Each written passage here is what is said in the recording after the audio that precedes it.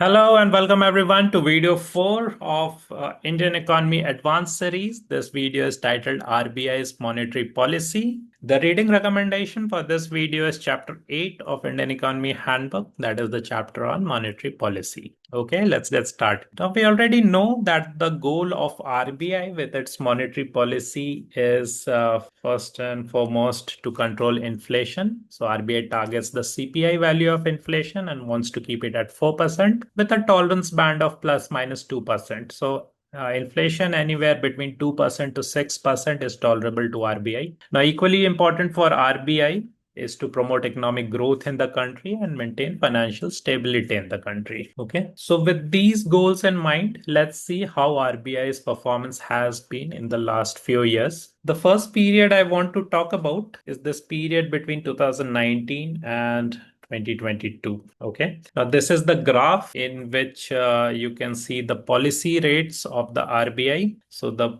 repo rate, policy repo rate is the black line, and the rest of the interest rates are linked to the policy rate. So we can see the overall trends. Okay. Now, this period between 2019 and 22 is really dominated by this one major event that has happened and that which has impacted the global economy and the domestic economy. That is the COVID-19 pandemic. Now, because of COVID-19 pandemic, there has been worldwide lockdowns. Even the government of India has imposed nationwide lockdowns. And because of this, a lot of businesses has closed. Even the businesses which are running are experiencing heavy losses. There is loss of jobs. Lots of people have lost jobs. There is almost no economic activity happening in the country. Almost the country has come to a standstill. Okay. Now, during this period, it becomes the obligation or the aim of RBI to again create demand in the economy. Okay, because only when you create demand in the economy, again investments will happen and economic activity will start happening. Okay, and therefore we see that RBI decreases the policy rate from a high of 6% in the mid of 2019 to a low of 4%. Okay, and then RBI maintains this low policy rate till early 2022. Okay, and this is because there has been various strains of COVID-19 and subsequent lockdown. So there was no really space for the RBI to again increase the policy rate. So we see RBI maintaining very low policy rates, and with low policy rates, the loans become easier for the businessmen, for the investors, and they borrow a lot of money from the bank and invest in the economy and start businesses or start up factories, create more jobs. And this was necessary for again bringing the economy back to its earlier vibrancy, right? That was lost due to COVID-19. So this is the period of RBA adopting a accommodative monetary policy stance. You can also say that RBA adopted expansionary monetary policy during this period. Then next we move on to this period of 2022 to end of 2024. During this period, as we already know, in the earlier phase, RBI has adopted a very easy accommodative monetary policy, has kept the policy rates very low, and this has increased the money supply in the economy. But another side effect of that has been inflation, because inflation will also increase in the economy if the supply is not able to keep up with the demand. So we see inflation is also there at the global level also, because globally also the response of various central banks in different countries has been similar. They have also decreased the policy rates, and because of that there is higher money supply, and that has led to inflation. So there is high global inflation by early 2022. At the same time, we see a synchronized monetary tightening by various central banks in particularly developed countries. So the central banks of USA, Europe, they start increasing the interest rates. Okay. Now, impact of this increasing interest rate is that for an investor, the US economy or the European economy becomes more lucrative because that investor is getting higher interest there. And therefore, they will start taking money out of the Indian economy. There will be a capital flight from Indian economy. And because of that, even RBI was obligated to increase the interest rates. Okay. And another major event that we see during this period is early 2022, there was the beginning of Russia-Ukraine war. And this is particularly important because the Eastern Europe is the place where a lot of trade takes place. Russia is also a major supplier of crude oil, and there is a supply chain disruption during this period, which has further increased the inflation worldwide, and that had ripple effects across all economies. Okay. Apart from this, we also see food inflation during this period, particularly prices of tomatoes, onion, pulses. They rise a lot in India, and also there is fuel inflation. Okay. So inflation is high, and the central banks in different countries are increasing their interest rates, and therefore RBI also now adopts a very tight monetary policy and a withdrawal of accommodation stance and starts increasing the repo rate. Okay, so the repo rate is increased from a low of 4% to a high of 6.5%, and then RBI maintains this tight monetary policy stance till early of 2025. All right.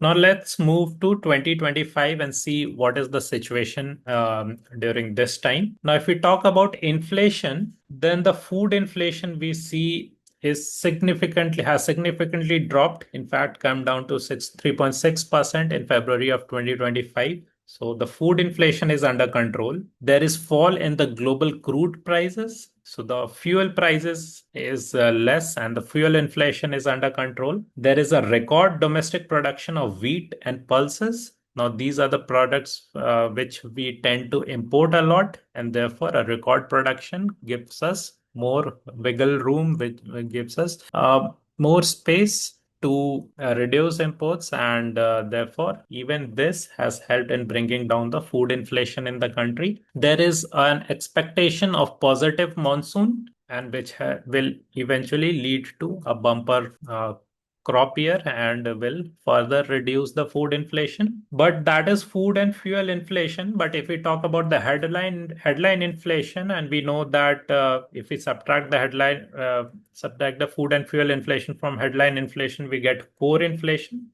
The core inflation has been quite steady. So there is neither too much increase or too much decrease in the core inflation, but there is an upward pressure seen due to the increase in gold prices. Okay, so the gold prices has been rising, and therefore so there is slight upward pressure. But overall, if we look at the inflation scenario in the country, then low food inflation, low fuel inflation. So most of these things are in favor. Now, if we talk about the global economic condition, the global economic condition has been quite volatile for some time now. The situation has not improved particularly. There is trade related disruptions that is happening around the world, particularly due to trade war between USA and China, and the unilateral tariffs that has been imposed by USA to different countries. So that has impacted the international trade. So that is not looking very favorable. And also there are geopolitical tensions that are there in different parts of the world. So we already know of the Russia-Ukraine war that is happening. There are various conflicts happening in the Middle East, particularly Israel and Palestine, and then the situation with Iran, and which was attacked by USA. There is also Houthi attacks on the Red Sea. So because of all these situations, the global economic conditions looks very volatile. But if we look at the domestic economic condition, the economic condition within India, then we have we see the demand in the economy, both in the rural economy and the urban economy. There is strong rural demand because of a good agricultural season. And also in the urban areas, we see a revival of consumption because of various policy decisions by the government, particularly to cut taxes, which has left more money, more disposable money in the hands of the urban population. Also, if we look at investment, the investment levels have been quite high. The government has been spending a lot of doing a lot of capital expenditure. This has also crowded in a lot of private expenditure, private capital expenditure. So the expenditure levels has been high. We also see improved corporate balance sheet. So the private sector seems to be in a good shape. And if we see it sector wise, then overall in the industrial sector and the services sector, there has been a recovery. And in the agriculture sector, there are favorable prospects due to the good monsoon that is expected. So overall, the domestic economic situation presents a very favorable picture despite the volatility that is there in the global economy. Okay, and also inflation is under control, and this really gives the RBI room to further decrease the repo rate. So from a high of 6.5%, we see RBI decreasing the policy repo rate to give more push to the economy and achieve higher economic growth. Okay, so that has been the monetary policy of RBI. So broadly, we see that an accommodative stance adopted during this period when there was effect of COVID-19 and the subsequent lockdowns. Then we see a period of